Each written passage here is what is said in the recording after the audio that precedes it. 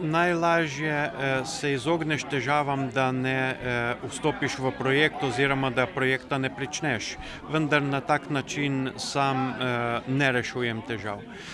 Da bo projekt stadion zahteven, je bilo opozorjeno že pred desetletjem, v letu 2008 in 2009, vendar to nas zagotovo ne bo ustavilo.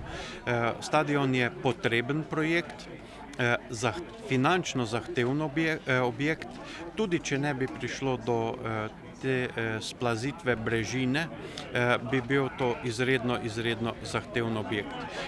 Ta dodatna stabilizacija te brežine zagotovo ne bo drastično povečala stroškov gradnje tega potrebnega objekta.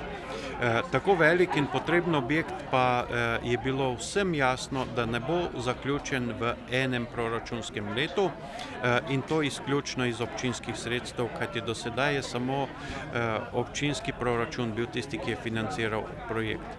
Ta trenutek tečejo dodatne geološke preiskave na območju stadiona, na tem delu, zato da bo končna rešitev lahko pripravljena v nekaj mesecih in potem se lahko odločamo nadalje o ureditvi tega objekta.